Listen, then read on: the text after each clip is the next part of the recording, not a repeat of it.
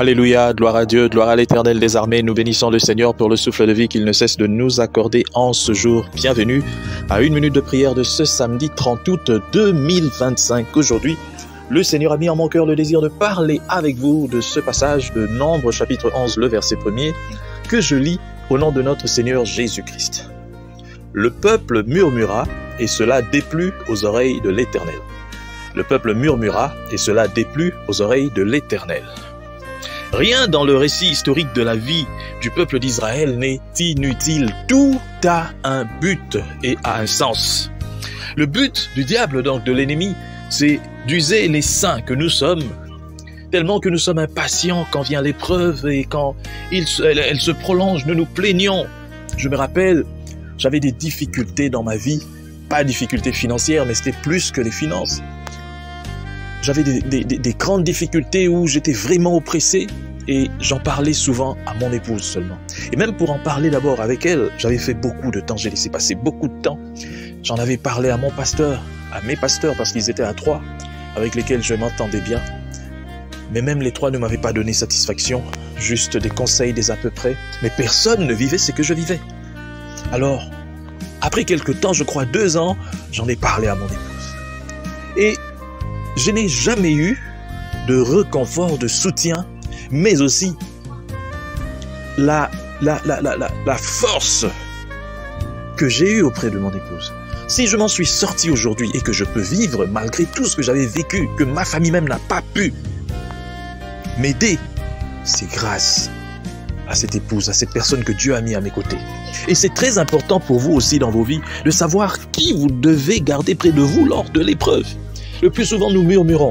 Ce n'est pas que Dieu ne voit pas notre souffrance. Dieu connaît notre souffrance. Il sait, il connaît nos besoins. Il sait de quoi nous sommes faits. Mais la même Bible dit qu'il ne nous laissera pas tenter au-delà de nos forces. Le problème, c'est qu'il lui déplaît, c'est lorsque nous commençons à raconter aux gens. Est-ce que ce Dieu existe? Ah, j'avais des problèmes. Il m'a abandonné. Dieu veut voir la foi. Il veut voir en nous la foi. J'avais des sérieux problèmes. Sérieux, si vous suivez mon témoignage un jour, vous pouvez peut-être tomber sur ça et comprendre. Les problèmes devant lesquels beaucoup de serviteurs de Dieu allaient abandonner, d'autres allaient même, je ne sais pas, aller chercher des féticheurs et puis tout ça. J'étais tellement tiraillé par le diable qui voulait que je vienne dans son camp, mais il a échoué.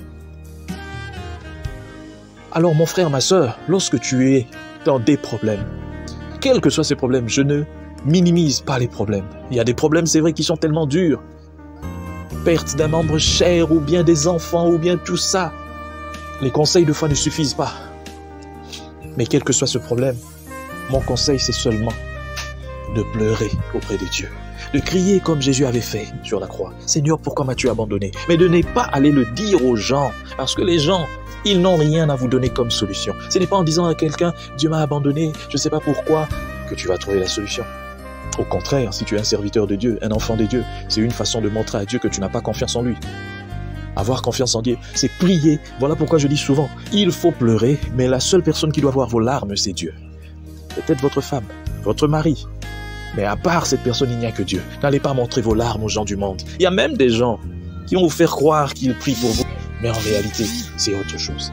Je bénis le Seigneur aujourd'hui pour tout ce que j'ai vécu. N'eût été cela, je ne serais pas devant vous en train de prêcher. Ça m'a regardé. Ça m'a donné la force. Ça fait de moi celui que je suis aujourd'hui. Que cette parole soit bénie, que toutes les personnes qui m'ont suivi soient bénies et que ça atteigne les extrémités de la terre au nom de Jésus-Christ. Amen. Soyez bénis.